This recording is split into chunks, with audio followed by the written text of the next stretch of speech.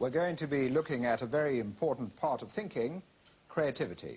Except that we're not going to be looking at creativity, we're going to be looking at something called lateral thinking. That was a word I invented or designed many years ago. It's now officially part of the English language and is in the Oxford English Dictionary. Now, why did I invent it? Why did it need to be invented? And in fact, there are very good reasons for that. The problem is that many creative people are not, in fact, very creative. Let me explain what I mean.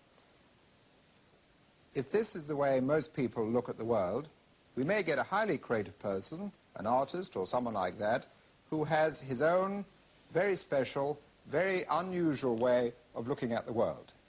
If he is successful in communicating his ideas in paint, music, literature, or anything else, he'll take some of us to see the world through his eyes. So he's of great value to society. He increases our perception, our vision, the way we look at things, and so on. So naturally we call him creative.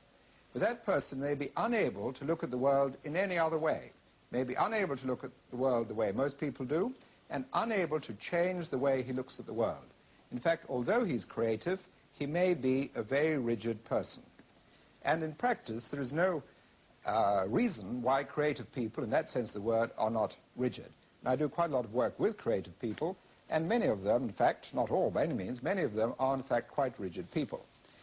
That is why it was necessary to invent or design the word lateral thinking. If we look at progress, there's really two basic models of progress, which I'll illustrate. The first model is we go along and there's some new input, some technical input or something of the sort, and we make some progress, we get another input, and we make further progress, and we keep on making progress. That's the model that applies in technology quite often, in electronics, in aeroplanes. I remember some time ago I was flying in the Concorde, and I was thinking to myself that the spoonful of mashed potatoes which I was about to put in my mouth was actually traveling faster than a rifle bullet, which of course it is. So in technical areas we make a lot of progress because we follow that model. But in some other areas it's a very different model of progress, and the model is much more like this.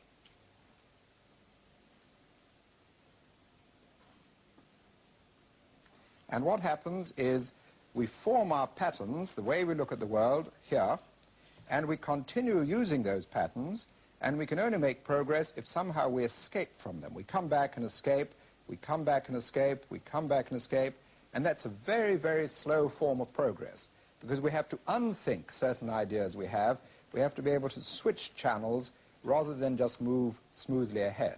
And that's why we really need something like lateral thinking in order to be able to escape from a particular concept which is there in order to find a better concept. And that's why, in a sense, the lateral thinking is a necessary part of thinking, because without it, the only way we have for changing ideas, the only way we have for changing concepts, really is mistake, or accident, that is chance, or humor. These are the methods we have for changing tracks, changing patterns. And the other one, which we're looking at today, is lateral thinking.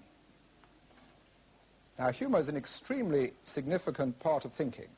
In fact, I would go so far as to say humor is the most significant characteristic of the human mind. And it's always amazed me how little attention philosophers, psychologists, information theorists have paid to humor. Because humor tells us much more about how the mind works than does any other characteristic.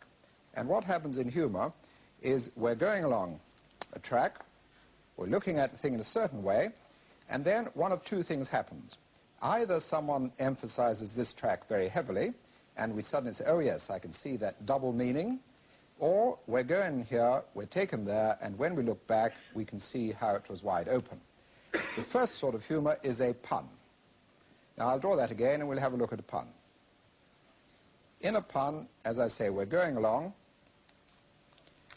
and then someone emphasizes the alternative meaning, and we see the pun. It's rather like the old Bob Hope story, and he said he had a very poor Christmas because he was given 3 golf clubs, and what's worse, only 2 of these had swimming pools, which is a typical sort of pun.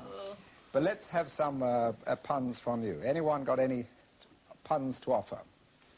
Little girl here.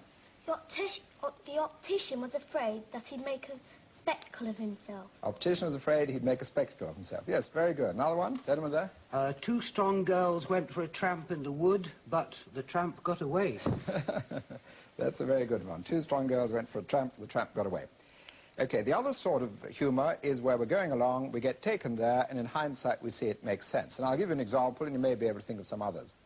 The example is of the fellow sitting in a train compartment, and the ticket inspector comes in to collect tickets, and he starts searching frantically for his ticket. His top pocket, his inside pocket, his trousers pocket, his coat on the rack, his briefcase.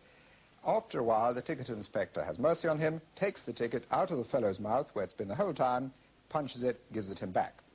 When the ticket inspector has left the compartment, the fellow's travelling companions turned to him and said, "Didn't you feel very stupid searching everywhere for your ticket and it was in your mouth the whole time?" He said, "No," he said, "that wasn't stupid at all," he said. "I was chewing the date off the ticket." So that's the other sort of humour where we look back and we see that it makes sense afterwards. Now, in a sense, lateral thinking is the same sort of process as humour. And I'll give you my favourite example of lateral thinking, and you'll see the connection.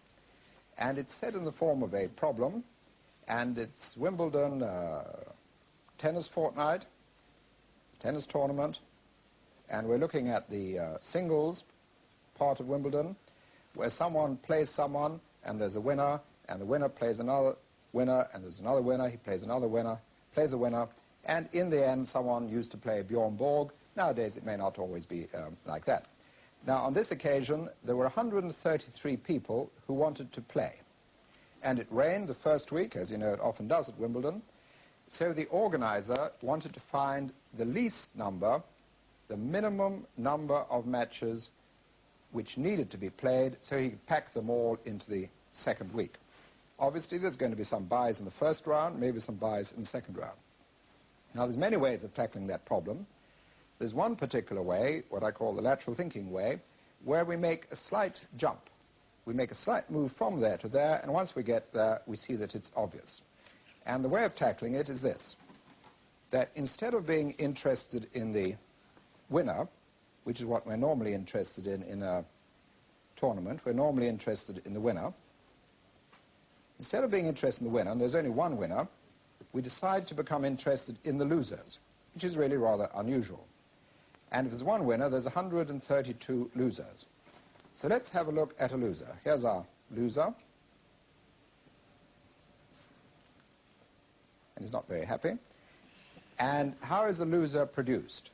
He's produced by a loser producing game. So if there's 132 losers, there must be 132 loser producing games. We then add the other sorts of games, and in tennis, of course, there are no other sorts of games, because every game is a loser-producing game. There are no draws.